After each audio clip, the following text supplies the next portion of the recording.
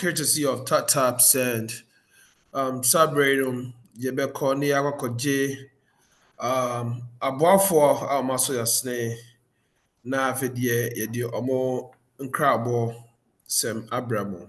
They can say that we be RC, baby be a hot check and sepa near the mouth. So Africa, so Ghana, so USA, Canada, and now say UK, Europe, Abuchinemu, Mamu, Middle East, Asia, ya chacha mu obi biara. Sabre fa konya so na share link ni ma wonia na wonia so sanka.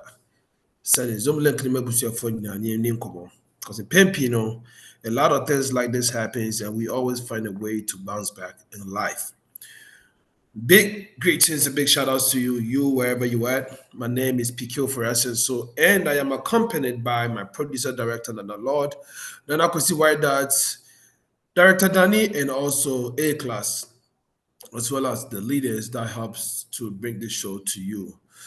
At this point, I'd like to take this opportunity to, thank our sponsors for tonight. The sponsors are Maso Yasin in the kind feel good services. Feel good services, I mean, Kanchara will say, Ope, Obi any day in concerning Ajinima Pomudin, and I say any mental health educator. Look no further but feel good services at gmail.com. Na afidyo mo ne eni kita home. Sabre so me sa so catch out say ope bia ode obi to beto na bibia beko so kama na afidye unya oha bia na emom no obe enjoy the breeze and the peaceful mind feel good homes and American for man who bush for feel good homes. We are located East Legon Hills, Pokwase and Ajingano. So from when I email them more feelgoodservices at gmail.com. Bibia Bekoso, come on. Miss also come with say Oswald Wonders LLC, as I say, the Jumedia Ebro, Oswald Wonders to say, so we are resident of Maryland, and I say Maryland in Portland, or a resident of Ohio, they can help you with a good primary care manager and also someone who can help you manage your weight. They have some great system, and that's a great process in terms of if you want to lose weight, the weight management, and also IV in case you're feeling a little bit weak. They can get you some IV injection to boost your energy as well. So get with Oswald Wellness LLC to schedule your appointment. Yenyaba Millicent also say, fighting financial ignorance in America. With that being said, again, here's the topic for today: not to stay broke. So Mekacha says, so open will be about wow, I'm a college fund, and that be biabe koso ayakama. Yenyaba Millicent also na become for amount. So also na life insurance for one who will boost contact Yenyaba Millicent o Wusu. Abuja for me also come will be say Tap Send and also Ejumedi and the Ebro. Download the app no our App Store, Google Play Store. Make sure so the promo code Nibeshin PK P-KAY, and on your first transaction you can make $15 with the promo code PK. And also, once you do it and you send me a screenshot, I'll be able to send you a bag of rice so that you can also use that to celebrate your enjoyment. Thank you very much. At this point now, I'd like to also reintroduce the topic for tonight before we walk into the show. The topic for tonight is do not end up broken. No, do not end up broke. Learn how to be financially stable. Do not end up broke. Learn how to be financially stable. We have our brother who's a financial advisor and accountant who's going to be walking us through some quiet nuggets that will help us to navigate through life's uncertainty and how things happen. Many a times, a lot of life throws are curveballs, and not too many people are able to define and decode the codes that actually takes you to wealth. So our brother Nana Kwame AKOWUAH will be walking us through that. But before we proceed, I'd like to take this opportunity to have Director Nani give us updates from Tap Send's corner so that we can see the good news, the good stuff, and even the breaking news that is going on at Tatam said. Director Danny, Yama Kwaba, Eba Jimedi, Eso, one pump at a time.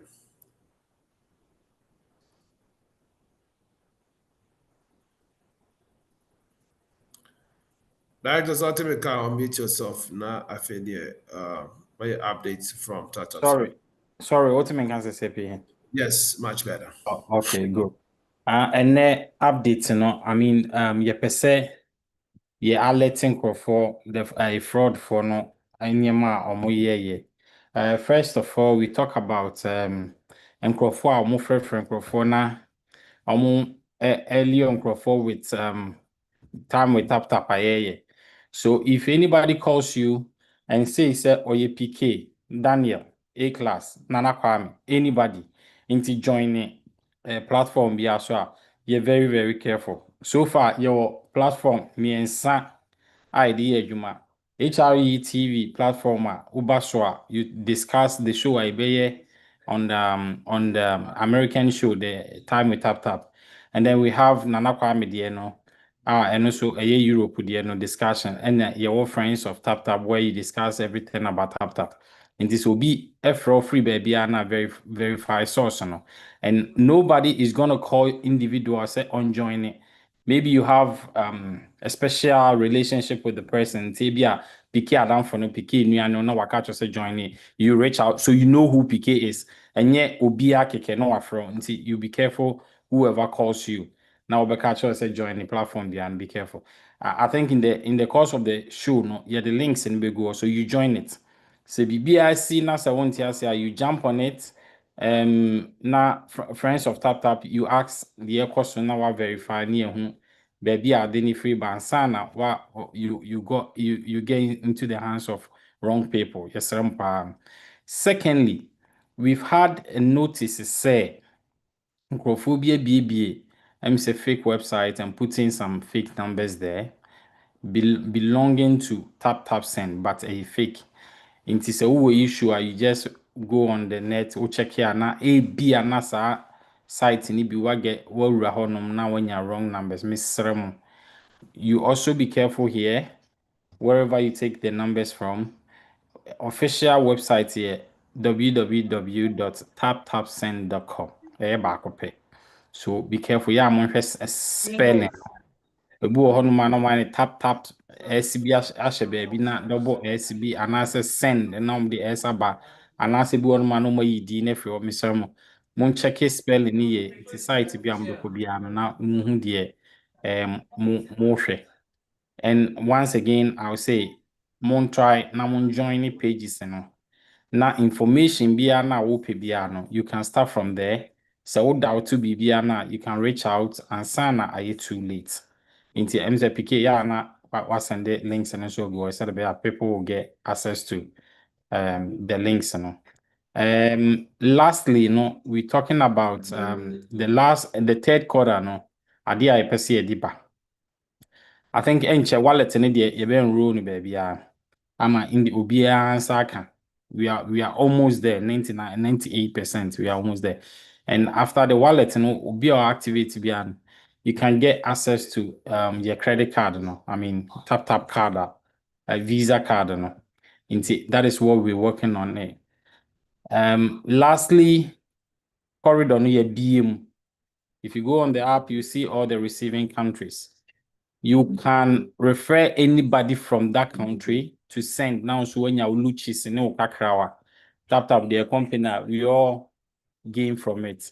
Tina PK kakrawa I wo and a media mamon say in case the question be an abibia or Director Danny say I didn't know say this is what people are doing. Say, people are selling links, say the show is going on over here, join this platform and all that stuff. I didn't know say that is the new norm going on. Yeah, people are being smart recently. One time be a Nigerian called and he's like your friend Kofi, and the sound is like so in Nigerian, and it's like your friend Kofi Bay. I don't know if it was Kofi as in Kofi from Pong and as a Kofi as in the general Kofi or I don't know. Probably he thinks Kofi is a normal a common name in Ghana, so he just mentioned Kofi, and he wanted to just push somebody to a show and stuff like that. They get into your WhatsApp, hack and stuff like that. So yeah, it's happening. It's happening. All right. Thanks for the update and also thanks for the heads up. I'm pretty sure everyone will take notice of what is going on so that we protect ourselves against all these fraudsters and also scammers who are out there to invade into our privacy and security. This is why you should have that Send, because then you know the app is safe, secured, and also reliable. All right. Thank you, Director Danny. At this point, we're going to introduce our guest for tonight, and our guest for tonight is no other person but Nana Kwame AKOWUAH. Like I said, he's an accountant and also a financial strategist and analyst, and he do understand the ins and outs of having a business. He's also a future author. He's close to publishing his book. That was a secret that I've broken to you, and this is because you make your time and your way to Startup Send. Time with Startup Send, so you get to hear that first. And once the book is out, you probably have access to it before even everyone else's does. Nana Kwame, welcome to the show. Thank you very much, PK. Can you hear me? Yes, we can hear you loud and clear. Okay, beautiful. It's Monday. I know it's busy. Mm. Everyone is trying to situate themselves the week, catching up and all that stuff. And it looks like you're still in the office. Thanks for giving us some time out of your busy schedule. No problem. Thank you so much for inviting me. This is a very interesting and exciting times that we live in. So I'm happy to be here. Good, good. Yes, All right. yes. No. So Mhm. just like our topic depicts, don't end up broke. First of all, some people do not call themselves to be broke or try to be broke. I used to hear this saying a lot when people say, even Mhm. this rich man or this rich woman, even if they try to go broke, it's not possible because they are so wealthy to the extent that even when they try to even go broke or be broke, just can't be possible. And we also have another school of thought that also struggles to even make ends meet or even go by the day, struggle to make or have three-course meals, and they're still not figuring it out. How do one make themselves, available to wealth and not to go broke?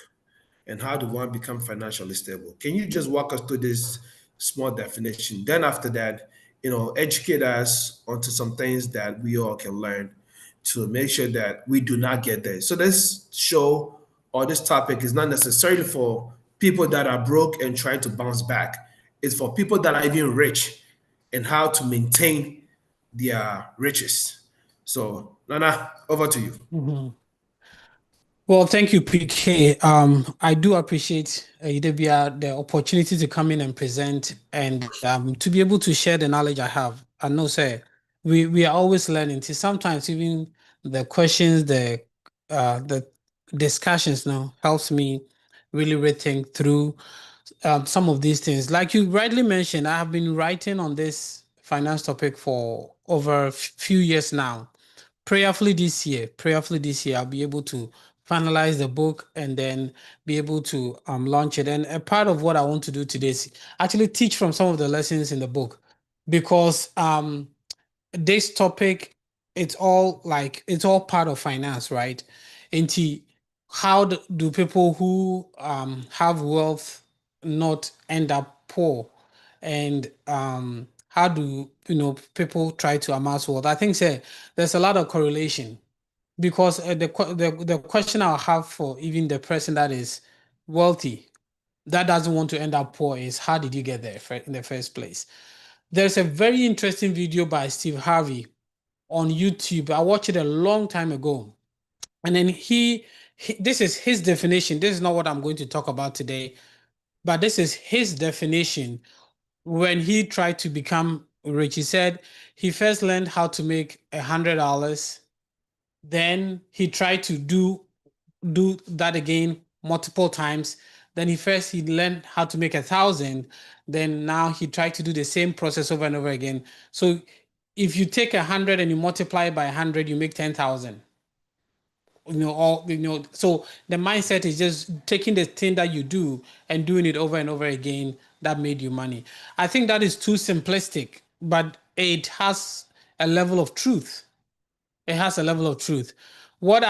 So the way I want to teach you, PK, if you don't mind, is a part of the book that I'm working on. I call the book "Coming to America," and it's a very funny way of naming the book. Me naming is that because it's an introduction of how, of course, most of the people here are immigrants. I know there are some UK people on here, so not to understand me, American, I'm a PA. So most of us are immigrants, and how I ended up learning the financial system and how you can introduce yourself to the American financial system. I have had conversations over the period with a lot of my friends from more UK, and they all tell me that a lot of the systems are similar, even though very different. The fundamentals in that is similar. So what I'm going to talk about today will be applicable and relatable to everybody around the world, including Ghana. But just for information's sake, now my basis is in the US because that is what I am used to, and that's the system that I have been able to grow in over the years. So one of the first fundamental rules of Sikasem finance, it's a very simple rule, but I think say sometimes you are never able to relate to it, right? Because there is no one size fit all, but we all go by principle. For example, and I always tell people Sikasem is math. 1 + 1 is 2. 3 + 4 is 7. If that math is correct in Ghana, in America, it's correct everywhere. So these principles of finance, they don't change. I think it's very common, but so many people don't practice it. So I'm going to go through 3 of them that I think really fundamental. Guaranteed, if these 3 things I'm making are true in your life, I don't think you would ever experience yourself in a broke place. So the first principle in finance is very easy. Spend less than you make.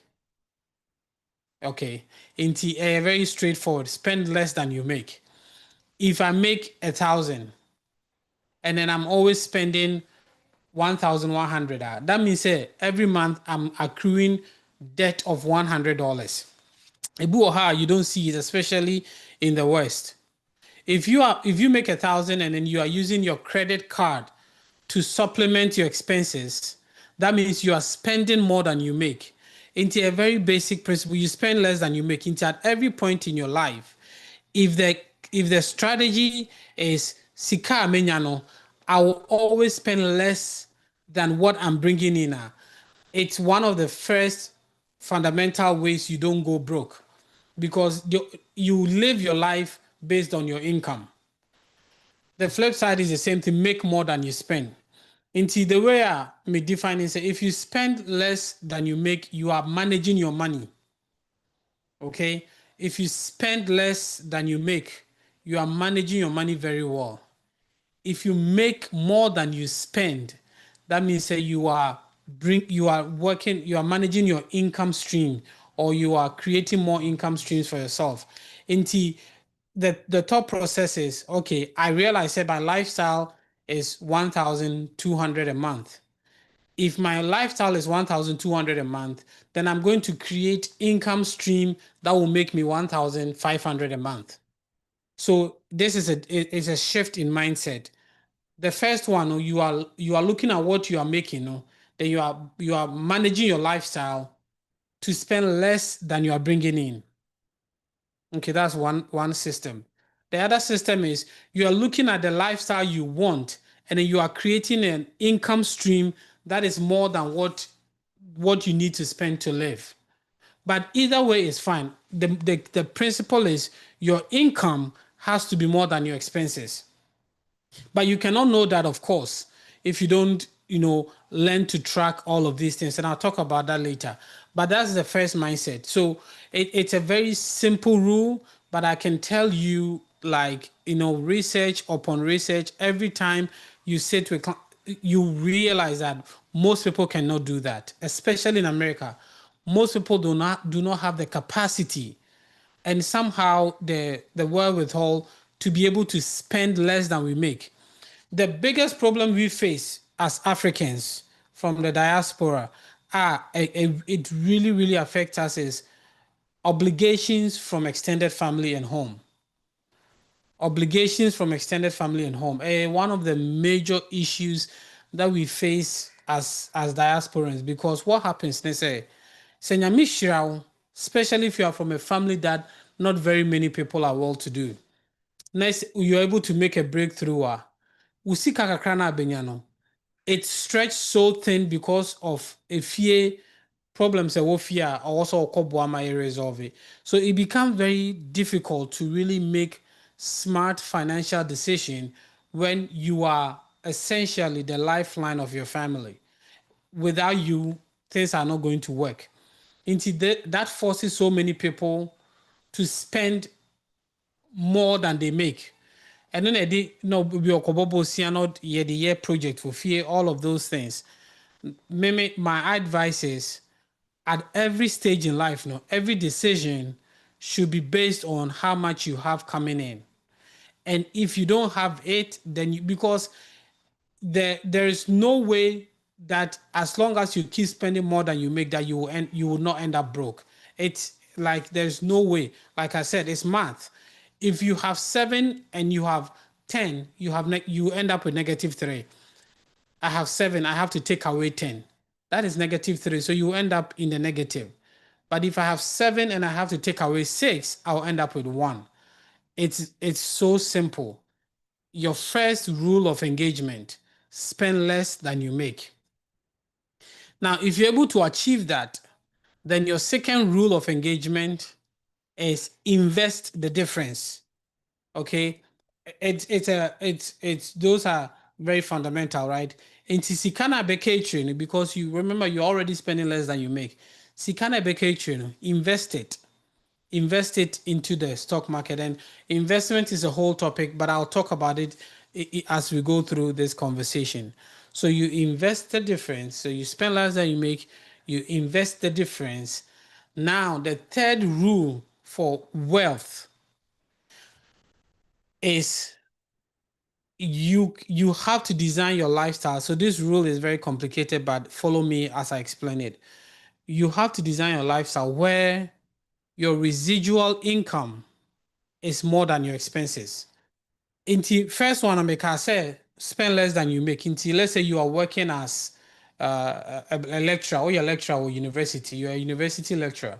You are bringing in, let's say, 100,000 a month.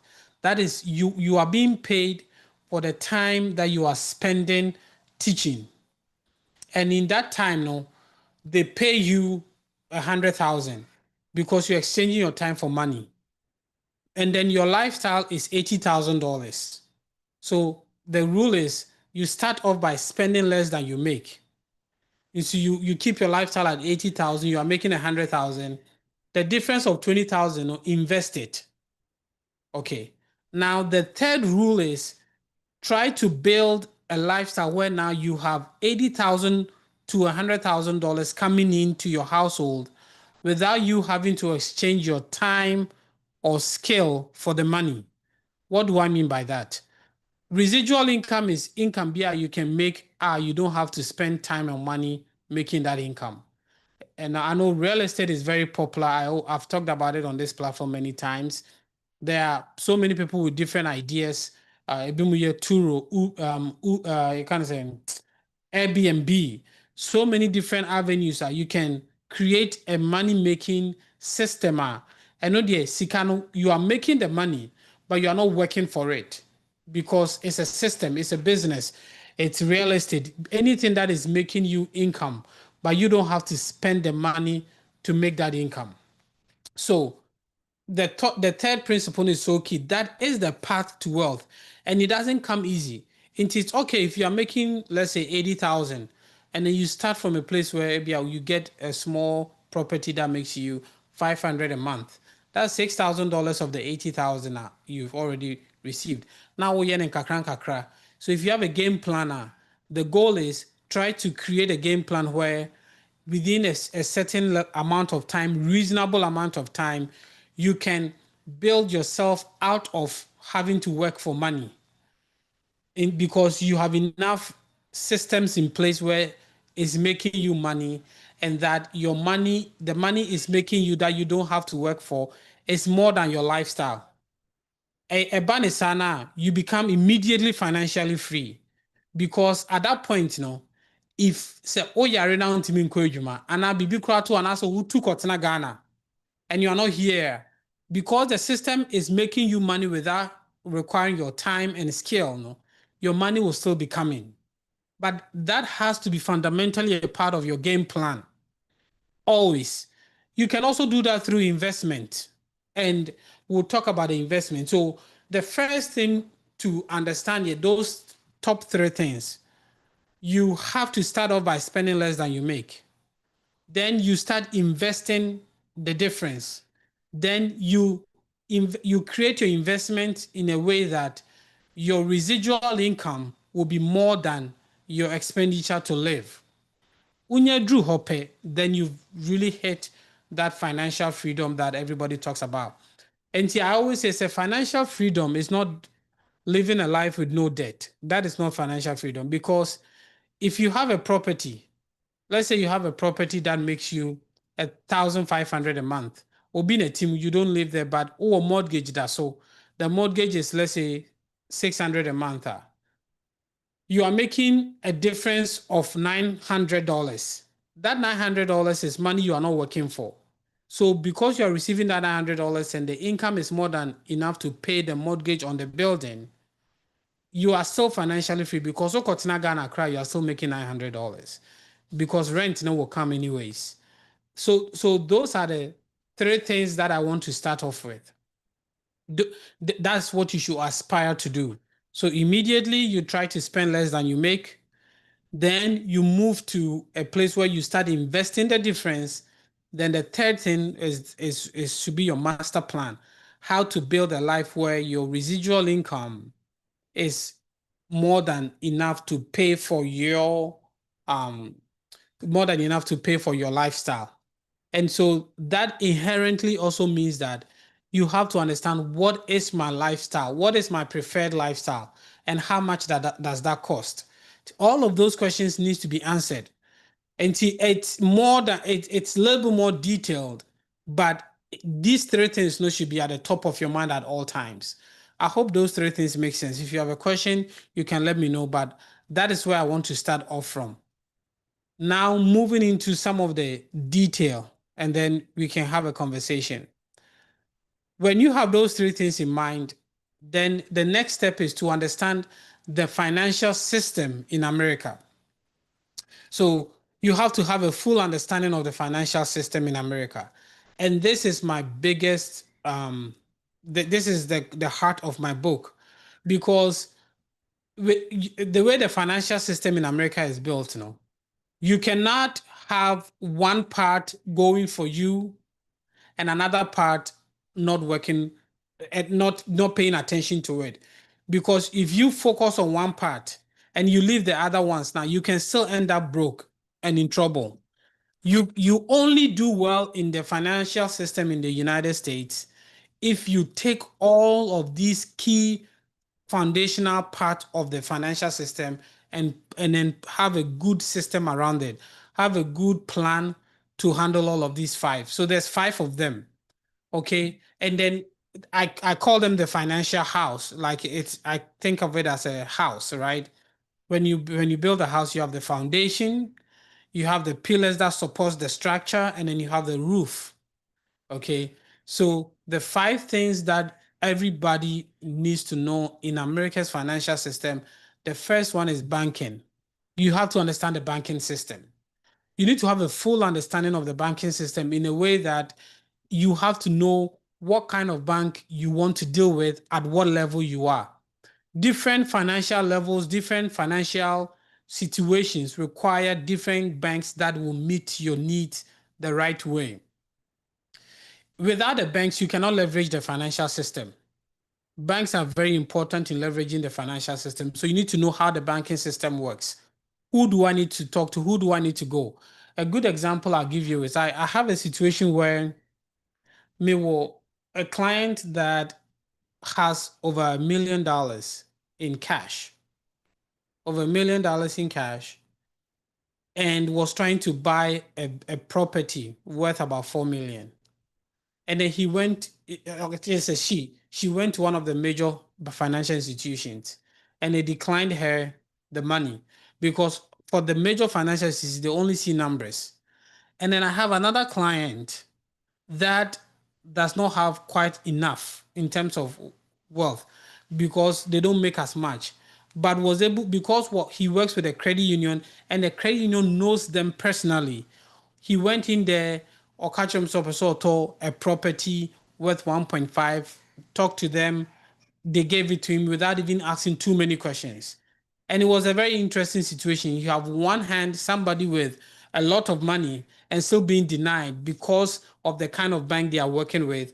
And then the other person that doesn't have as much comparably, but is able to get what they need because they are working with a bank that have, that focuses on relationship more than numbers. So there's credit unions, there are regional banks, there are national banks. All of these banks have their own purpose. They have a way they look at risk.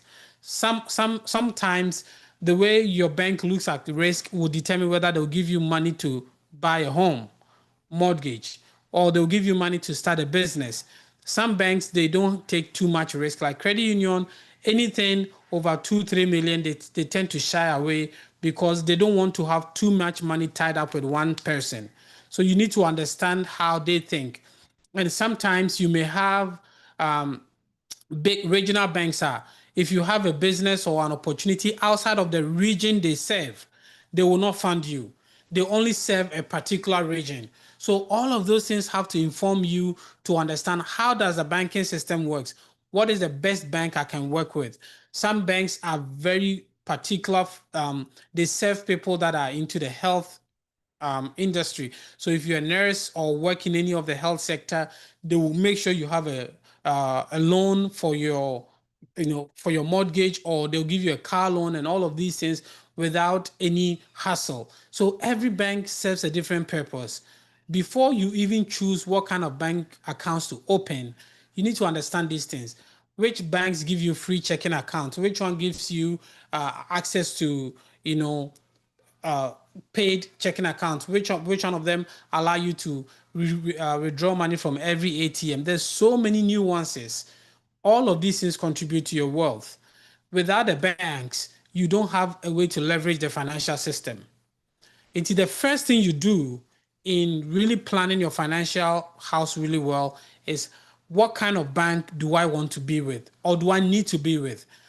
Even if it takes talking to multiple banks, it's been very important to me. Even when it comes to how I serve my clients, I need to make sure you are with the right financial institution. If you don't have the right financial institution, I don't want you to engage. I always want them to think beyond just opening a bank with anyone. Relationship is more important. So the first one, the foundation is, which financial institution am I working with that I'm going to start building a relationship with? If you are new, if you're an immigrant that just moved into the US, that's one of the first questions you have to ask before you start engaging in finance. Who is going to be my financial institution? Which financial institutions allow us to be able to get a car loan or house loan or all of those things, depending on the situation you are in and where you want to work with? Some financial institutions will require that you have a permanent residency or a citizen. Some don't care about that. All of these nuances you need to clarify before you choose a financial institution. So that's number one, is which financial institution do I work with? Banks. Number two, investment. How do I invest my money? I cover investment in a very detailed way. In fact, on my LinkedIn, for those of you my LinkedIn is my name, Nana KWAME AKOWUAH. if you have a chance, go. I started posting some very interesting insight on investment on my LinkedIn. And there are some investments within the last 10 years that have had over 1,000 times returns on the stock market. Of course, none of us could have predicted that. I don't think there's anybody that could have predicted some of these stocks, but it's always good to study history to know how to move forward. And then with investments, my biggest advice, for the sake of time, I can't go into all the key things you want to consider. But my biggest advice is when you are starting to invest, number one, you have to do it consistently. They call it the dollar cost averaging. What it means is that if I have $10,000, no, let's say I have $12,000, I am likely to make more money on the market if I put 1,000 each month, so that by the end of the year I have invested 12,000, than taking that 12,000 and putting it in a bank at the same time. I'm going to repeat again. Let's say January 1, 2025, I have $12,000 in hand. I am more likely to make better returns. It's not guaranteed, but I'm more likely to make better returns if I put 1,000 each month over the 12 months than put all 12,000 in January. And the reason why is called the dollar cost averaging. So what we most investment books advise us to do when it comes to investment is invest your money over time. And the secret to that is have a certain amount of money. I told you, spend less than you make so you can invest the rest. Have a certain amount of money go into the market or be invested every month, every week, every 2 weeks, however your pay cycle is. If you get into the habit of investing, it's one of the best things you can do for yourself. But the question then is, what do I invest in? What do I invest in? So there is the notion that, so investments, if you do mutual funds and all of those things, some of them, they will sell you on the returns and everything. But the truth is, based on the historic data, it's really hard to predict what mutual funds is going to do well, because the stock market is very volatile. It goes up and down, a cost rubber form, so nobody knows where it's going to land. So one of the surest bet that you can bet on is you can bet on the whole economy, because over the years, the American economy has proven that it's always on an upward trend. It goes down, but it comes up. It goes down, it comes up. But in total, it's going up over the years.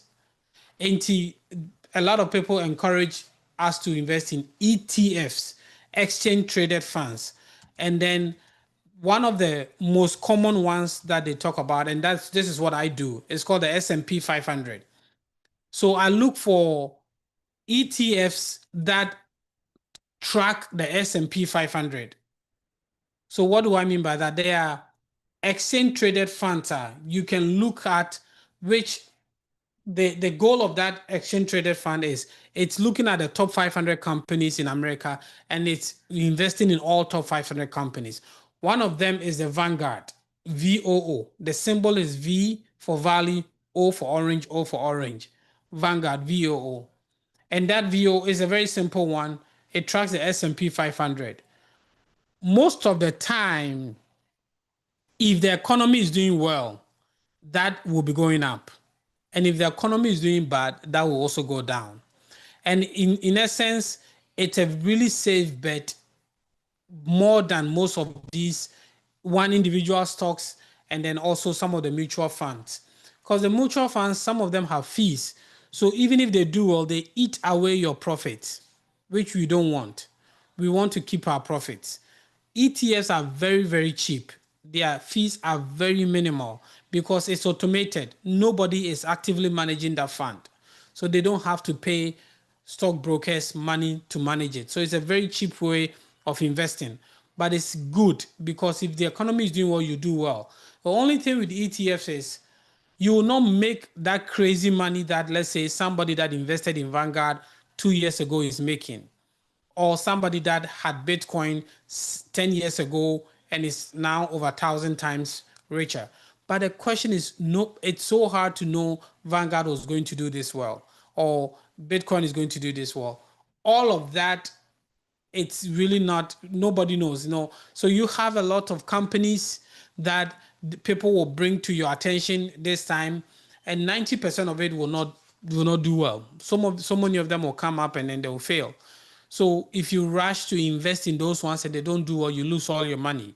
But if the money is in an ETF, especially the VOO, the ones that track Vanguard, as long as the economy is doing well, you'll be doing okay. So that's one of the fundamental strategies for investing. But the other part of investment is you can also invest in businesses. Recently, my friend and I looked at an investment that many people don't think about, but I think it's very affordable, doable, and it's very good returns. And that is Turo.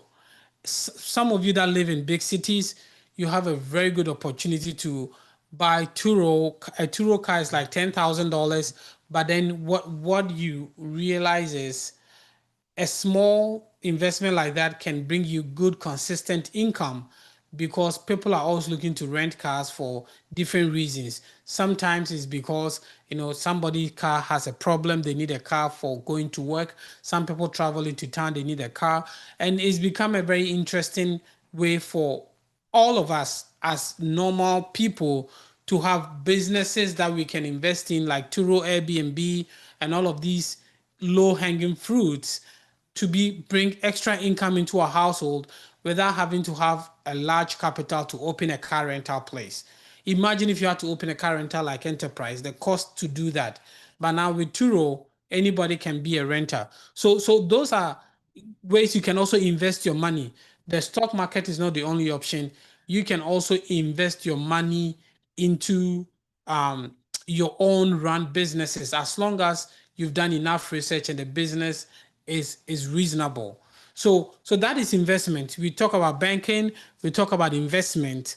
Now the next thing is your credit. And I have gone through credit on this platform quite a bit, but you need your credit in the American system. This is important. These are the 5 strategies. Yes. Before we go into credits, I would like for us to take a quick commercial break. Just grab some water because it's about to get super exciting. And I'm getting a lot of feedback over here from people, and they're very excited about the presentation. I want to say, man, the credit part is one of the biggest thing that is hurting a lot of us here in the diaspora, especially America and Canada. So take a little break, get some water, and I want to just go ahead and have, producer, just go ahead and run us a video real quick, a commercial break. And after that, we're going to come and Nana Kwame is going to talk to us about credits, how our credits can help us to also be financially stable. I was at one, your friend Calibos, the only boss with what is. Do you know about TapTapSend? TapTapSend is one of the easiest, convenient, reliable money transfer app you can get. You can download TapTapSend on Google Play Store or App Store. We download it and then you register. Register and you are good to go to send money across every place, many countries in the world. TapTapSend. Why wouldn't that happen? I was at one, your friend Calibos, the only boss with what is. Do you know about TapTapSend? All right. Just like Calibos rightfully said, please go ahead and take advantage. If you don't have TapTapSend, download the app and make sure you put in the promo code PK, P-KAY, so that you can get your $15 in your first transaction. And also, like I said, if you do send me a screenshot, or you're able to let me know that you use my promo code, I will send you a bag of rice wherever you at, so that you can also enjoy that with your family and friends. TapTapSend, the best, the safest, the fastest, and most secured app that you can use to send money back home to your loved ones, friends, and family, wherever they are. TapTapSend right now have several and different locations that we send money from. Please take advantage of that wherever you are. Also, I must say that the link for us to be able to join the TapTapSend platform, which is the HITV platform, also is being put in the chat. So please make sure you click on that so that you can also be a part of the HITV room, where we discuss topics that we want to hear in the future. I know most of you guys have a lot of topics that you want us to discuss and treat. When you click on the HITV chat room and become part of our WhatsApp family, you can also share your ideas, the topics that you want us to treat. And there's a pool that we use to actually collect data in terms of the topics that you guys want us to treat. And with the one with the Tatap Send, friends of Tatap Send, we also use that to discuss any concerns that you have concerning Tatap Send so that we can go ahead and get that situated for you wherever you are. Please make sure you join both links. And Director A-Class and Danny, can you please add that one to it? Add the link to the Friends of Tatap Send so that people please join both links so that we can take it from there. Yes, before we took the commercial break, our brother, our special guest, and our financial analyst, our accountant, who always educate us on finances and also strategic ways to elevate ourselves in terms of financial burdens. We wanted to talk to us about our credit score, or maybe our credit, and how to, use that to alleviate any financial problems. So, Nana, please walk us to the third aspect, which you said was about the credit. Thank you. So, of course, I appreciate that. So, we talked about banking as number one. We talked about investment, the investment market, as one. Then we talk about credit, having a strong credit.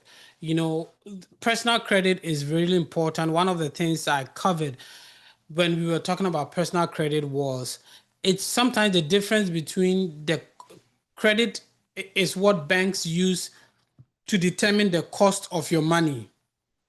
Credit is what banks use to determine the cost of your money or the cost of loans that they give you. So if you have good credit, normally you get cheaper interest rates. A good credit helps you to get cheaper interest rates.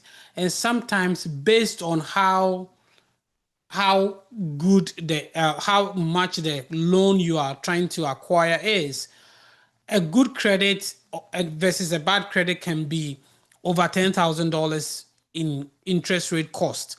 So some of those things are really important to understand. So having a good credit is essential to building your financial, house in a way that is safe and efficient for you. Now, the question is, what do you need to do to build a good credit?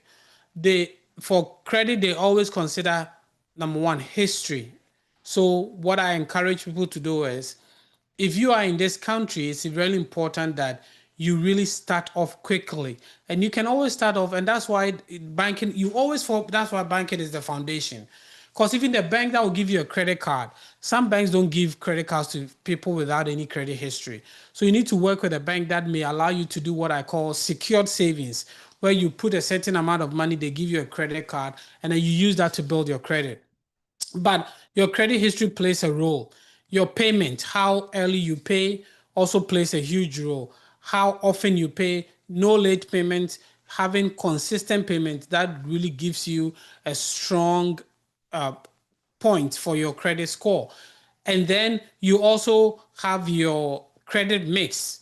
You have some credit card loans, some home loans, some auto loans. A good credit mix helps them to know that you are more responsible in that area. These three I'll call out the big three. There are like 5 things they consider, that these three I call the big three. And then the other things have no have no default on your credit. That's the word I'm looking for. Never default.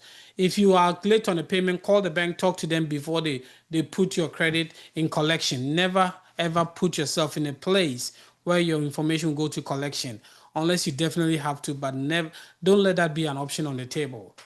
Credit is scored between 300 to 850. So 300 is the lowest, 850 is the highest you can get. It's not easy, but anything above 700 is great. Anything above 700 is great. So if you can hit 700 and above, you're in a good place to get most things that you need to get. And so what you want to do is, as you build your financial future, don't ignore the part of credit. And that will mean paying things on time, having a good credit mix, making sure nothing goes to collections, making sure you have conversations. If it's a hospital bill, whatever it is, talk to them. let them understand, come up with a game plan, pay it over time, make sure you are always ahead of the game. Don't ignore. Sometimes people like to ignore things as if by ignoring it will go away, but it doesn't. Just get ahead of it and talk to these institutions. Make sure you come up with a game plan that works for both of them, because they don't have any benefit with, they don't get any money or any benefit from taking your information to collections. What the banks are always trying to do is they are trying to save as much money as they can. So whatever they can collect back from you, they want to. And that's why they use the collection route to really force you to pay them.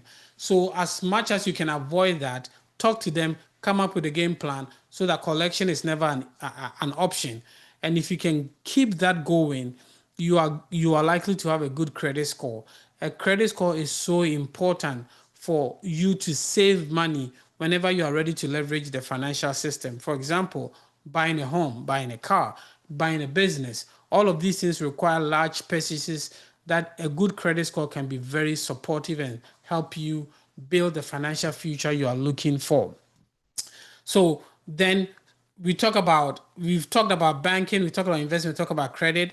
The fourth thing you need to know to really be able to build a strong financial system that protects you all around is your taxes. Recently, I don't know if you guys who are well vexed with the new tax law, but there's a lot of good things in the tax law for the average person and especially for business owners. There's a lot of tax cuts and things that the president has either extended or introduced. So there's great tax benefits coming through, but most of it benefit people that have businesses. So understanding the tax system, having tax planning, that can save you tens of thousands of dollars. I can't tell you how many times, this is my bread and butter. I'm fundamentally an accountant, so I do a lot of tax work, tax planning, taxes for individuals and businesses. So I do a lot of work in here. And tax planning, I'm telling you, is so important. It will save you money today and when you retire. So tax planning is extremely essential. And without proper tax planning, you can end up giving all the money that you are making back to the government. People can get taxed as high as almost 50% of their income. And sometimes when you get to meet them after the tax year is over, they made a lot of money and they are scared. They think they are going to pay. Let's say they make 100,000. Single person, you made 100,000, and you made it as a 1099 income, meaning you made it as a contractor. It wasn't a W2, you were a contractor, so you made all of that cash, and then you come and sit with me as a single person. That is likely going to cost you close to 50%, because by the time you pay self-employment tax and then you have to pay your income tax, which is about 35% because of that income, then you know that you are paying half of that money. So you're giving 50,000 back to the IRS for making 100,000. Then you are as bad of a situation as somebody that's making $50,000. So tax planning is so important. So you have your banking, you plan well with your banking, you plan well with your investment, you have your credit in good place, you have your tax planning keeping you going. And the last thing, which I call the roof of all the financial system, which is so important to understand. A lot of people shy away from this one. So many people hate this word. They don't even want to deal with it. They think it's a scam and all of these different things. It's insurance. You need some good insurance. You have to have a great insurance system in place, but be careful. Do not overpay for insurance. So you need a very good insurance system, but be careful you don't overpay for insurance.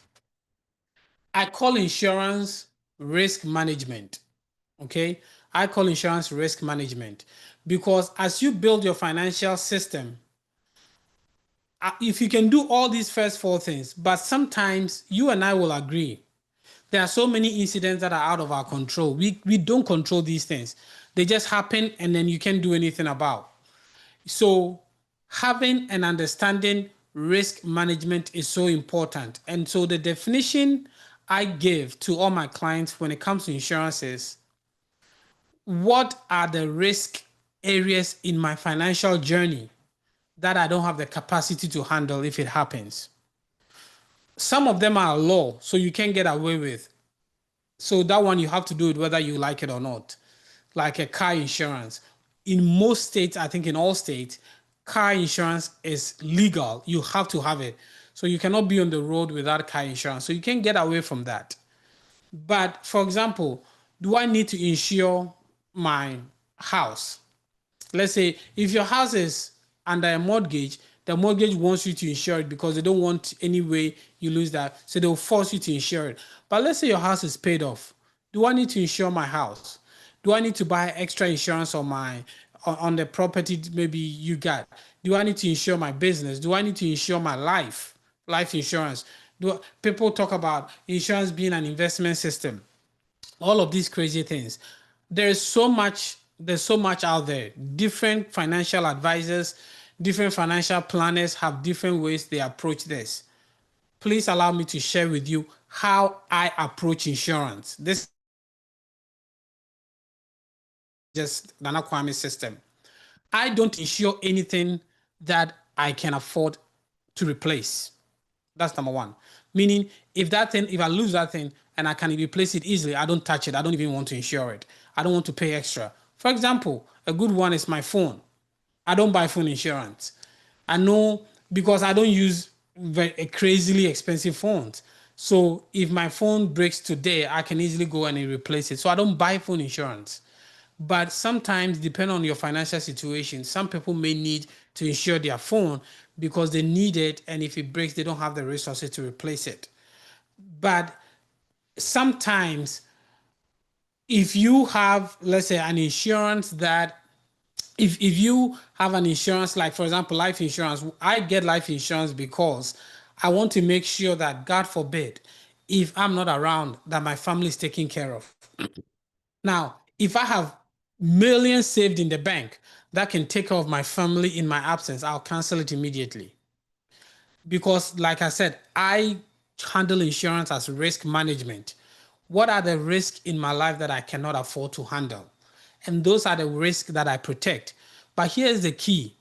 If there's a risk in your life that you cannot afford to handle and you don't insure, God forbid something happens to you, that can really, really mess you up.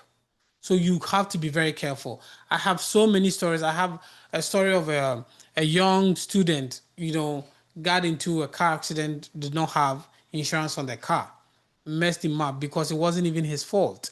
Now he had to come up with money to buy the car and he doesn't. And he needed a car not only for school but for work. That can really affect you. There are situations where I've seen like one of my clients owns a business. The business got burnt. I don't even know how that happened. The whole business burnt down, the building, everything. Come to find out, the client had enough insurance, not only to replace their income as a business, but to renovate the whole building and then replace all of the workers, everything. So what the insurance did was the insurance paid the client. The insurance paid the client enough money to pay the employees to keep them active. Then the insurance paid to fix the building. So they didn't miss a beat. Their lifestyle didn't change because they insured everything. And that was good for them because the business paid for that insurance. So insurance is really important. And sometimes you don't know when you need it until it happens. So as long as you have a risk in your life that you cannot afford to lose, insure it because it's cheaper, it's less stressful. Because something happens, you immediately have the insurance cover. One of the most common challenges with insurance is there are so many insurance companies that it's so easy to sign up, but it's so hard to get a claim in for them to pay you. So I don't do insurance with anybody that I don't know personally. I don't. Every insurance I have, I know the people, they are my friends. I talk to them. They are people that I know personally. So when something happens, I don't have to call a 1-800 number. I just call them. And that's really important because I found how valuable that is. So you do need to manage every risk you don't have the capacity to handle. And so it's called risk management. The common word for it is insurance, but I call it risk management. That is my philosophy. That is how I look at insurance. I don't look at insurance as an investment tool. I don't do that. So many financial planners teach that. They encourage that. I don't do that. If I want to invest, I invest. I only buy insurance for things that I don't have the capacity to replace, and that's it. I don't go beyond that, and it's more detailed than that. So these are the 5. Now here, this is why these 5 things are important. When you have all of these 5 things working well in your financial plan, then the topic for today becomes very important. It becomes very hard to go broke. I'm not saying it's impossible, because you never know, but it becomes really, really hard to go broke because you have systems in place to protect your financials, your finances, and your financial planning. And all of these systems help you build it in a way that it's not easy to fall. So it becomes really hard for anything to happen for you to go broke overnight or something without. But if you miss one of these areas, then something can happen for you to go broke, or something can happen that would mess up your finances, that it will not be good for you. So if you have a good credit, you can always refinance, do things that you need to do. If you have great investments, you that means your money is working for you. If you have good banking relationship, something happens, you walk to the bank, they are there to help you. If you have a good credit and a good tax planning in place, you don't ever put yourself in a place where you have to pay Uncle Sam money that you don't have. And you have a good insurance system so that any unexpected incident happens, you don't have to pay for it out of pocket. You have somebody coming in and replacing those things for you. With that being said, so those are the 5 things. Remember, the first 3 things I shared was spend less than you make sure you invest the rest, and then plan your life so that you have your residual income is more than your lifestyle. That's the first 3 things I shared. Then I went into the 5 things you need to know in the United States financial system, and that is your insurance, starting from the end, your insurance, your taxes, your credit, investment, and banking, which is the foundation for everything. Okay, so with that, I'm open for questions, open for discussions, and then we can talk about things that other people may also want us to talk about. Okay, Nana, thank you so much. Thank you so much for such a great presentation, guys. We have about 30 minutes to 35, 40 minutes to ask some questions. So please make sure that you keep getting your questions in. And also, we're going to unmute everyone to ask themselves about it. Before you speak, please make sure your reaction button is up, and we can go ahead and call you once we get to you. I'm going to read a few questions. Then after that, our first person that we're going to call is Fatih.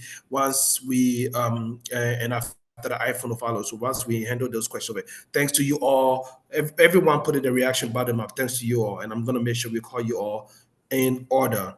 So like I said, the first will be Fatih. I folded some songs. So we're going to read the questions first. Then after that, we're going to come to Fatih. So this one is from ACNC. It says, thanks, Nana, for sharing. Please, do you have any perspective on maximum premium indexing as a retirement planning strategy? So, like I shared with insurance, right? I really, if I have enough money to buy, let's say, a universal life insurance, which is, because this is a very, very complicated insurance term, but it's basically using universal life insurance as a way to retire. If I have to buy insurance to retire, I would rather, this is just me, remember, everybody teaches it differently. I would rather buy term insurance, which will cost me like $20, $30 if you buy it early enough, and then use the difference and invest it myself. That is my personal strategy. So I don't believe in, when I talk about the 5 things, I don't mix them up. When I'm investing, I'm investing. When I'm insuring, I'm insuring. I don't mix the two up. My idea of investment is I'm putting the money in an investment vehicle that will guarantee, or that will not guaranteed, but that is potentially going to make me good returns. When I'm buying insurance, I'm just paying enough to cover risk that I cannot manage. And so those are things that I look at. So I don't necessarily subscribe to that strategy, but that does not mean it doesn't work. It works for so many people. That is not my strategy. So that's how I'll answer that question. Simeon says that car insurance is my story too. About 20,000 out of pocket. Don't let it be you. Well, I think so. That's a good way to Thank you. Thank you, add up to Simeone. that advice. Love AG that. says the car insurance. Which one is the best, full coverage or liability? That is a great question. So, and I'll tell you, so when it comes to insurance, I always give people my strategy, right? So what I always tell people is so remember the fundamental idea is, do I have the capacity to handle this risk myself? Okay. So if I drive a car that I have enough savings to buy, I will rather, this is just me, I'd rather have liability so that in any incident, God forbid that I lose the car, I can always replace it because I have the money to buy it. And the liability saves me money. And if I never have to use it, then I save a lot of money by never having full coverage. But let's say I drive a car that I cannot replace when I lose it. Let's say the car is what, 10, you said in this case $20,000. I don't have $20,000 saved. I need this car to go back and forth to work. I need this car for my lifestyle, for my family. Then I'll do full insurance. Because if anybody runs into me or I run into somebody, I want the car replaced fully. Or if I have debt on the car, I don't have the money to pay, I want the car replaced fully. But I drive a, let's say, $6,000 car. I love it. It's good. It's healthy. I'm getting liability. If something happens, I run into somebody, the liability pays them. I don't have to worry about that. If I run into somebody's Mercedes E-Class or Mercedes EQ, I don't have the money to replace that. But that's why I have liability. It pays for that. But my car, even if it's totaled, because I have enough savings to buy my car, I just go and replace it because the liability will not pay for my car, but I will be able to pay for it. So that is the understanding with which you make the decision. Will I have the resources to replace this income if I lose it? Or this asset if I lose it?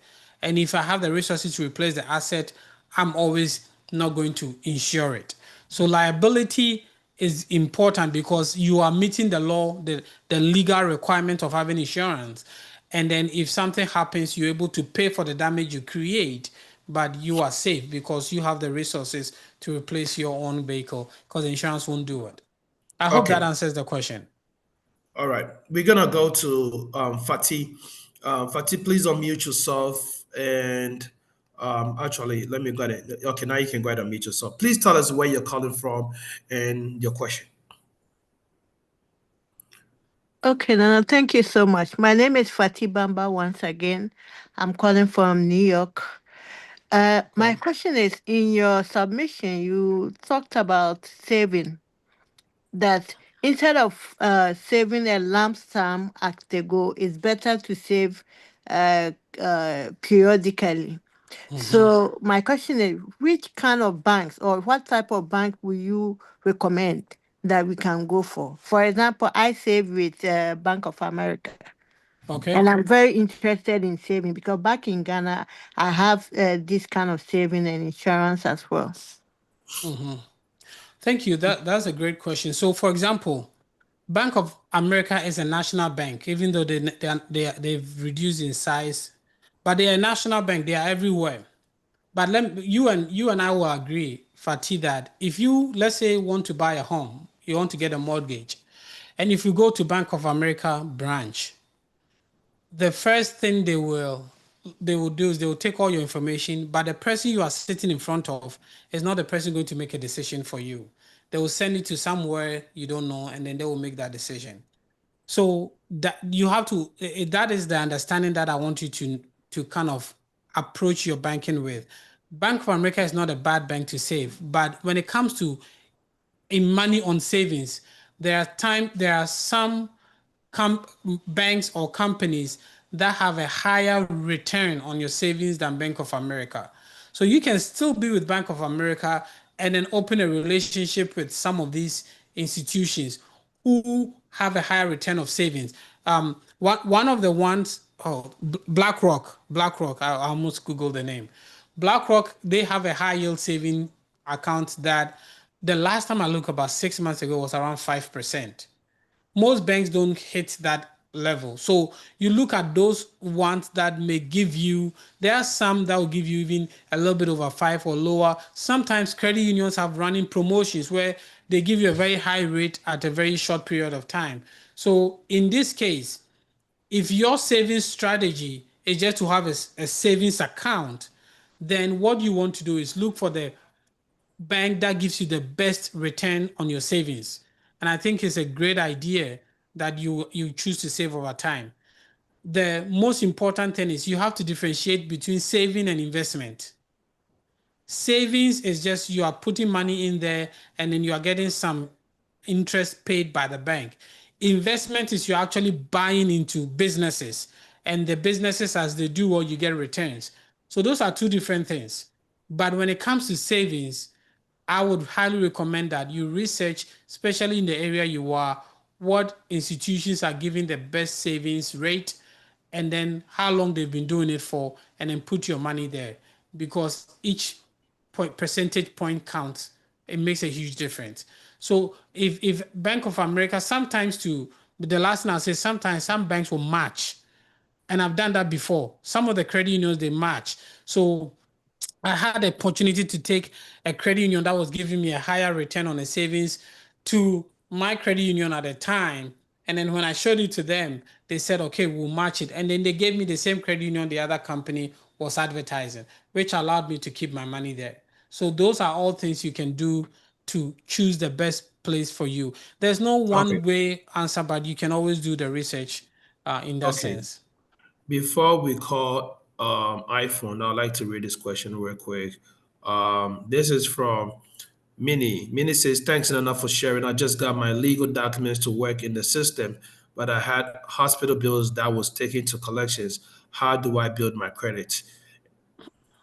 Okay, so Mini, that is understandable. A lot of times, for some of the things that happen to us in life, we don't have control over, and so you always have to understand where you start from. But the first thing I'll do in your case is do annualcreditreport.com, annualcreditreport.com, and then use one of the free systems to download all of the credit bureau, like your full credit detail.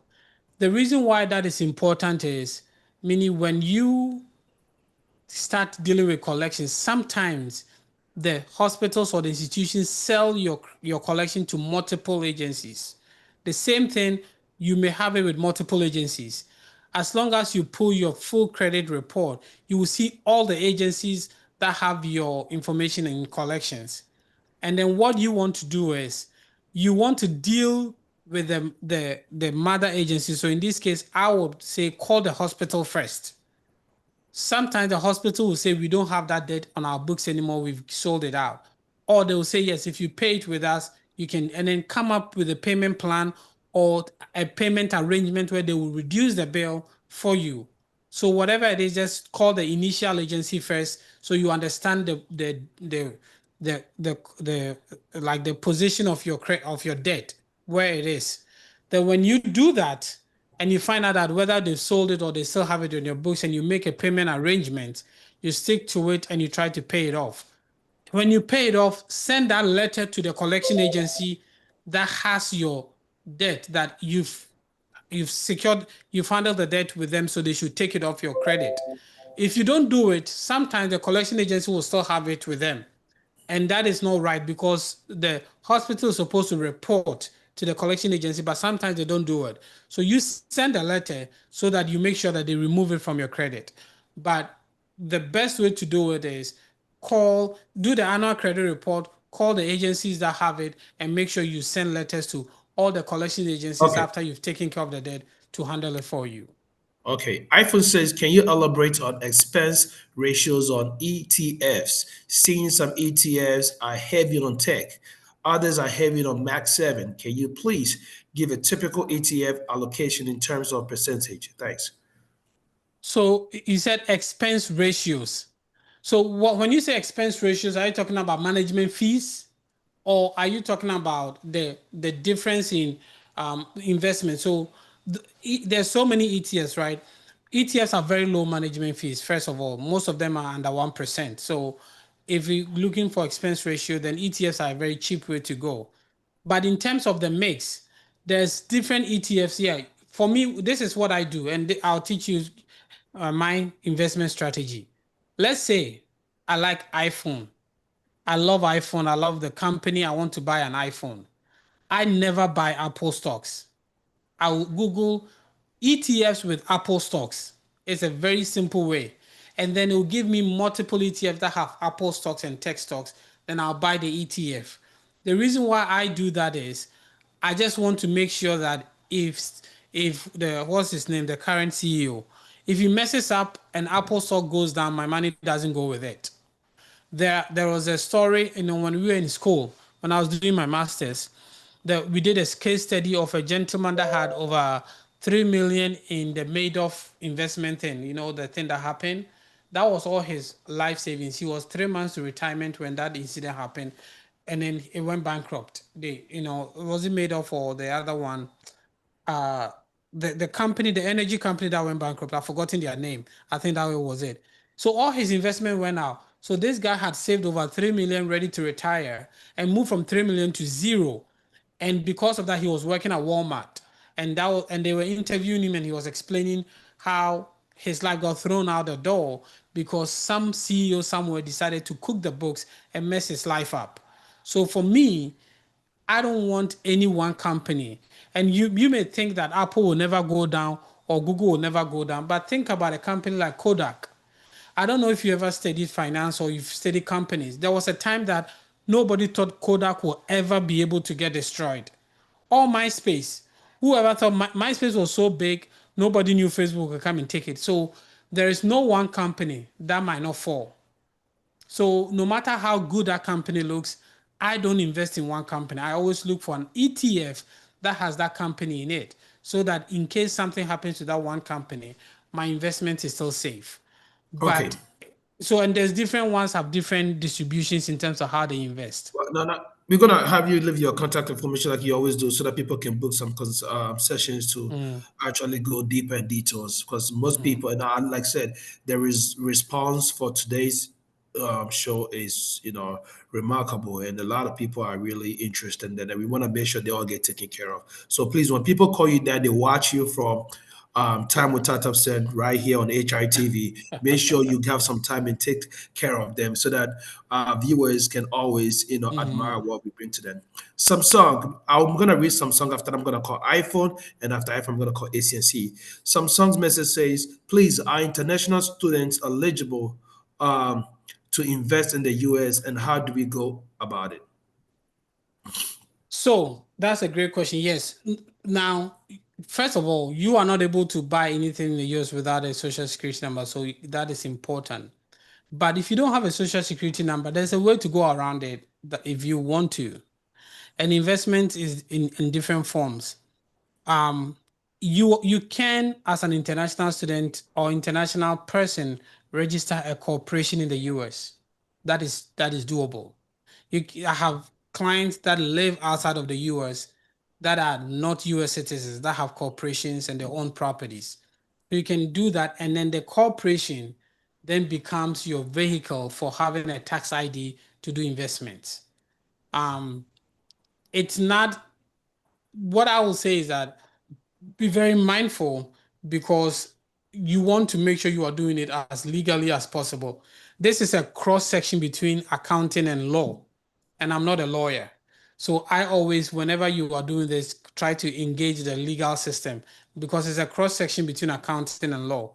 And because I'm not a lawyer, I don't want to always overstep my boundaries. But I know of clients that have done it, and they are okay. They do investment. They have properties, and their revenues are being used to buy stocks, all under the corporation. But if you are an individual without a social security number, or you don't have the legal requirement, legal residency to work, sometimes you are not allowed to create even an investment account. Okay, thank you. AG says thanks a lot. ACNC says thanks, Nana, for responding to my question. So we're gonna call upon iPhone. iPhone, please unmute yourself and tell us where you're calling from and your question. Yes, my name is Kabana Kwachi, calling from Ohio. Hello. Oh, right next door to me. So Yes. my question is in three folds. Okay. Lately I've been hearing about we can help you pay for your mortgage within 7 years. Then they mentioned something HELOC. I don't know if you are Okay. familiar with that. You have any idea on that? Mm-hmm. And the second one is you made mention of insurance that you know. So I'm just saying that. So some of us who don't personally know people, is it not advisable to buy into any insurance? Then we have to wait till we know people before we can buy into it. How does it relate? If we have to know someone before we buy insurance, then we are new in the system. We are System, like yeah. strangers in the system. How are we going to buy insurance? And my third question is about the high yield banks Savings, online. yeah. Online, I've been seeing banks online giving high yield interest, Mm-hmm. but being an African and typical Ghanaian, I say online. I don't know the physical structure of the bank. Why should I invest my Mm-hmm. huge money in that? Is it real in America, or Okay. how do you detect that this is real or not? Because some of the interest rates are very high and it's very Mm-hmm. what do you call it, attractive. Okay. Wow, that's good. Thank you so much. So I'm going to start from the first, and I'm going to try and run through quick, not because I want to rush the answer, but just because I know time is of essence and there's a few other questions coming through. HELOC. So the HELOC is just home equity line of credit. Okay. So what it is they are allowing you to use the equity you have on your home to get a line of credit, which is also a form of loan. What I encourage people to think about is always look at the interest and the cost of debt, because that money is still a mortgage. So think if somebody is telling you that they can help you pay your home faster by taking another home loan, so you need to be able to understand the math. I've seen so many videos, and yes, I've discussed even that with friends who've done the math, and they're like, yeah, if you use your HELOC to pay your expenses, then you use all your income to pay off the loan. It's a very interesting math that they do. But basically what I tell people is, if you really look at it, what most people that do that end up with two loans and they end up losing their home. One of the challenges we have as a community, international diasporans from Africa, is most of us retire with still debt on our home. But if you look at the American system, you by the time you are done with your life, you should not have any debt. This is when a home equity may become very important or very good for you. I'll give you a good example. Let's say I have a credit card debt. Credit cards are like 26, 27% interest. That's high. So if I have $10,000 in credit card debt and I'm paying 26%, that's 2,600 interest. That's really high. So if I get a HELOC for 6, 7%, that is only costing me $700 versus paying 2,600. So then I get a HELOC for 7%, and I use that HELOC to pay off the credit card. I stop using the credit card and I pay off the HELOC, because what that helps me do is it makes the cost of my loan cheaper, because instead of paying 26% to a credit card company, now I'm only paying 6% to the government. I mean to the bank, the HELOC. That is when, because at the end of the day, the cost of your loan is the interest rate. So think through that method so that you don't ever get yourself in a place where you are overpaying or you are double dipping, and then now you have two debts to pay. So that's the short version of the answer. Moving on to the second point of, now I'm even lost my train of thought. What was the second point, PK? I think the second point was talking about people that are new in the system and how they can also, Is it a high yield savings online? yes, Oh yeah, the high yield the savings trade online. almost the things that they don't know. Yes, the high yield savings online, the simple word I'll say, always look for FDIC. So important. Or if it's a It is. credit union, it's NCUA or whatever. Yeah, FDIC. Federal Deposit Insurance, whatever. It's FDIC is the word you look for. What does that mean? If a bank has its FDIC approved or they have an FDIC insurance, it means that all your money there is insured up to $500,000. So whatever money you have in the bank, up to $500,000 is insured. So God forbid something happens to that bank, the federal government will pay you back up to 500,000 of what you lose. The same is NCUA for credit unions, and that is also an insurance for credit unions, and that's I think is 250. So with that being said, if it's online, you're not sure, call them, ask them, are you FDIC insured? And if they are, or you can have a proof that they are FDIC insured, then you can take them on their offer. So that would be my short answer to that. Then the last question with respect to getting to know somebody, tap send platform, referrals. Just work through referrals. I'm sure with a high level of certainty that there are people on this platform that do insurance. Especially most insurance, you need somebody working from your state. In the state of Ohio, I know PK lives in Ohio. So if you call PK, he will. So that's how you leverage relationships, right? So you can get people that actually. I'm a huge proponent of working with people you know or people that have been recommended by somebody because that really saves you headache.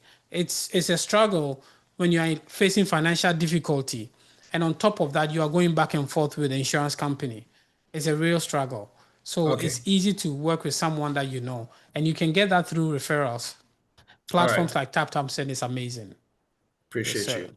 Let's read this question from Facebook, and this is from the Tatapsen Ghana Facebook platform. Diana Ejri Asamani says, "How do you recoup your money from Bitcoin investment?" So it depends on your broker. So many people bought Bitcoin through brokers that are not legitimate, and then they've lost their money. But it's basically the same thing. If your broker is legitimate, then you are fine, and you just sell it. You just sell the coin when it's high, and then the bank will give you your cash. Okay. So Michael Abwaji I don't know if says, I answered the question then. I think it's straightforward. Michael Abwaji says, "Will you Mm-hmm. go for term life insurance or whole life, and how many years will you recommend for the term?"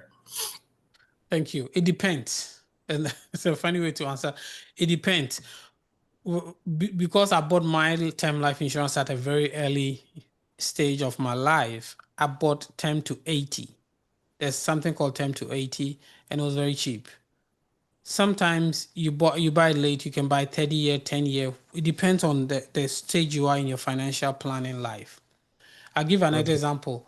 If you are, let's say, old, you are in your 50s and 60s, and you really don't have a strong financial system in place, then maybe you buy whole life because you want to make sure that, God forbid, when something happens, that the people that you leave behind have something to work with. And I have recommended whole life to so many of my clients because of their age or their health status. But outside of that, my prayer is that by the time I'm 80, all my kids are old, things are good, they really don't need it. If I get there and God forbid I still need to have a financial to leave them something, then I'll transfer it from term to whole if the need is there. My prayer is that the need will not be there, so I'll just let it lapse. Okay. Adjon Vernon says, "This has been very informative. Thank you so much." And Rex says, "Very inspiring presentation. Thank you, Tatapsen." Nana Kwame says, "My business line is," no, that is coming from you. Nana Kwame says, "My business line is 989-695-8160. And the business site is www.tricitybusiness.com. Please make sure you book a session and just talk to him so that things get taken care of for you." Yvonne says, "Thank you, watching you from Oregon. I have learned a lot today." Now we're gonna call upon ACN. ACN, please unmute yourself and just tell her where you're calling from. Oh, hello, Nana Kwame. Yeah, hello. Great. Nana, thank you so much for sharing. I mean, it's really inspiring and Thank great you. detail. I really appreciate it. PK, thank you for giving us a platform, and I'm really grateful to you. Thank you, And thank you, thank you. I'm Charles calling from Washington State. I'm actually from Olympia. So Okay. my question is from the way we are speaking, like, okay, from we don't want to go broke. And Nana, I do this strategy, but you are an expert. I want to hear your opinion on that. So I do leverage in some of my investment. And recently with Donald Trump, when he just introduced this tariff, I mean, I received an leverage call and I was really scared, because at that time the market had dipped and you have to pay that thing. Do you have any opinion on that? Because at the moment, I don't know whether I should stop or I should continue. I'm just confused. So when you say leverage, can you give me a little more detail? What do you leverage? Oh, okay. So leverage is what I'm doing is more like you have a stocks and you borrow against that stock with your brokerage. Now the interest is going for about 6.4, which comparatively compared to what the open market is giving is really high compared to what I have. So Okay, instead I of see what maybe you going mean. for loan, I just decide to borrow Against against your that stock. Yeah, so that if it appreciates, you are fine. You don't really have to sell it, because if you sell it, yeah. you have tax and other things. Yeah, but recently, if your portfolio dip below certain Yes. threshold, it just Then you have to I pay it mean, back. exactly, you have to pay it back. And I'm new to that strategy. So recently I received that one. I'm like, the market had dipped and I have to sell, or maybe I have to go get that money to come and pay it. I nearly went broke. So I Yeah. don't know if you have any perspective on that, and if maybe people are doing that, and if you can share with us all, so that we don't put ourselves in harm's way. Thank you. So that's good. So what you are doing essentially is a very complicated form of investment. I know, because when you start investing, what they do is they begin to increase your cash leverage, and then they give you that even automatically as you invest. My biggest advice to you in this is, only if you can. Sometimes you need money to do stuff. It's okay. We've all been there. What I have learned over the years in my finances, I only borrow money to invest. If that money I'm borrowing is not bringing me returns, I'm not borrowing it. I'll spend what I have. If you borrow money to spend, vacations, things that is not giving you returns, that is, no matter how you look at it, is bad. The second thing I'll say is that it depends on the interest rate that they are giving you. Always read the fine lines, because if the platform you are trading on, their interest rate is high when you leverage their investment, then you don't want to do that, because right now you may be able to get cheaper loans elsewhere. So always look for the cheapest interest rate as much as possible.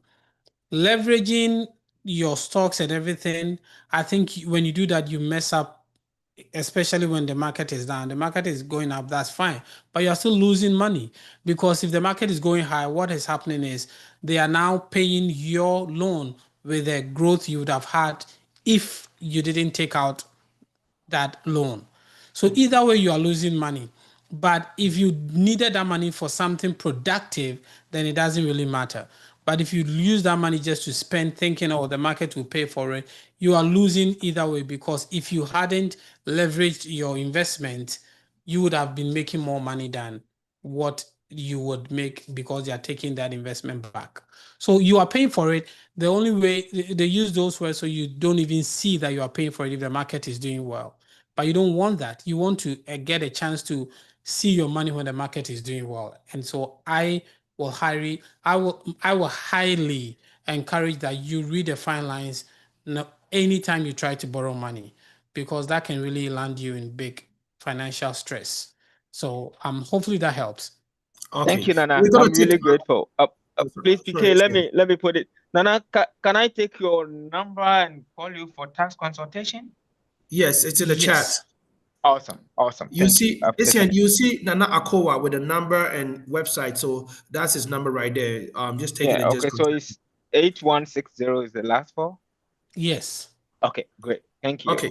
I'm Due really to time grateful. factor, we're gonna take iPhone 16 Pro Max as our last question. Then after that, we're gonna hand over to Uncle Jimmy for the Q&A section for Top Top Set. So iPhone 16 Pro Max, please unmute yourself and ask a question. And after that, we will have Director Danny give us a sign-up message and hand over to Uncle Jimmy. Hey, thank you so much, sir. And thank you, Senior AKOWUAH. My name is Emmanuel. Emmanuel, where you Hey, calling from? Emmanuel. I'm calling from Virginia. Okay. I went to Prempeh College. Thank Oh, you. you That's have to why really do the that. moment he You says really have senior, to I do knew. So yeah, Thank you, so senior. so basically, right, you hit on Uh-huh. something that I've been yearning to get into, right? And Mm-hmm. that is the Turo.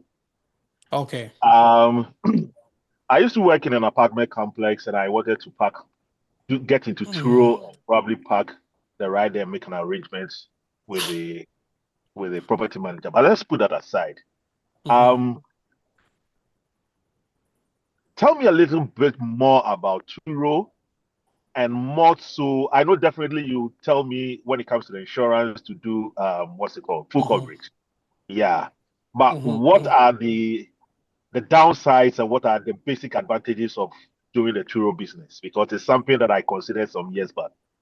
Thank you. Oh, thank you. So I want to start with a disclaimer, senior. I have not run Turo myself.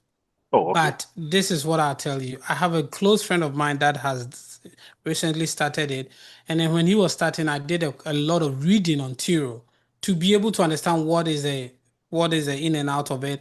I think it's a phenomenal idea, just like Airbnb or any other way to leverage. So if I have a nice car that I drive to work, sometimes some people even work from home, or sometimes you just buy the car just for Turo.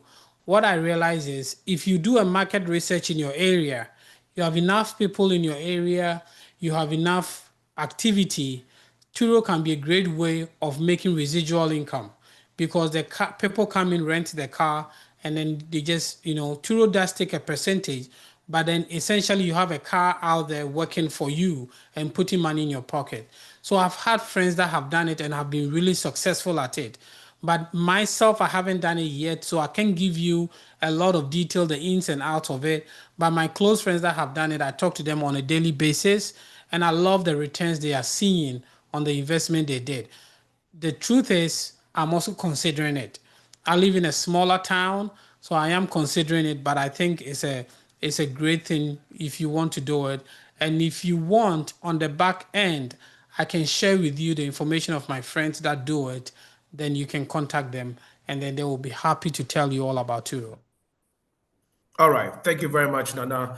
I want to say, God bless you for coming. I want to say, God bless all our viewers and our audiences, man. Even those that ask these questions today, like you guys are so. One thing I love about viewers is that very, very smart and discerning, and they ask questions that challenges our guests and also questions that intrigue us to learn more and understand. You know what is going on, and follow the topic as well. Big thanks to everyone wherever you are. Director Danny, can you please sign Nana Kwame off for us, because Nana, we're definitely going to have you back here to talk to us more about different financial advices, especially on the formal side of it. Director Danny. Yeah, Nana, we thank you very much for such a wonderful show. My pleasure. Ade ne deɛ wonya ne baabi a wodi sɛ tap tap o yɛyɛ sika ho adwuma nti sikasɛm nko a o sikasɛm nko a nyame nhyira wo paa o nhyira wo na I mean, sure, also, pike ɛnya sika no agya ɔbɛma me bi no nti na ɔde wahyɛ hɔnom saa wei amfɔ so woama no amfa no ama anka yɛansɛm bebree o. You always have to do this. Anyway, we thank you very much. I think Ubesa Thank you. baby after that. So any money Sure. already. I don't want to be broke. Nah, we can't. Awesome. We got to have the money like Director Danny. Director Danny, thank you very much for the sign-up message. Again, Top Send is the proud sponsor for this show, Time with Top Send. And please make sure you have the app. If you already have it, make sure you send the word to your word, and also send the word to your family members and your loved ones for them to also get it. Don't forget to put in the promo code PK, P-KY. Nana Kwame AKOWUAH. God bless you for coming and also giving us some great nuggets of education and inspiring words that could let us be more focused and not broke. To all our viewers on Facebook, YouTube, Tatop Sen, and also HRE TV, please do not forget to join the HITV family page and also the Friends of Startups page so that we can all have a synergy and the collective ideas to, discuss things that we need to hear on the show and also anything that is very, very valuable to all of us. I must say this again. Please, please, please share the link to your friends and families whenever we come on the show because you don't know who this is going to help. The feedback that we get in is so phenomenal. So at this point, we're going to transition into the Q&A session of Startup Send. If you have any issues, concerns, or contributions towards Startup Send, and you have, somebody asked a very beautiful question, and I didn't ask that because that question was meant for Q&A session for Startup Send. And the question was, is Startup Send in California? Please, that question is going to get answered to you by Uncle Jimmy and all the ambassadors of Startup Send. We have all the great ambassadors, Oba, Auntie Lizzie, Auntie Sisi, Auntie Christie, and also Kofi Boateng, Uncle Jimmy himself, director himself, and all the ambassadors of Startup Center to help answer these questions for you. Like I said, at this time, I'm in Ghana right now, and we are still bringing to you such a beautiful show because we love the job more than we love other things. So please, we're going to sign out over here on Facebook and YouTube. And big shout out to my producer, director Nana Lord and Nana Kwesi Whiteout, as well as A-Class and Director Danny. God bless you all. See you guys next week. And the next topic will be discussed on the HIV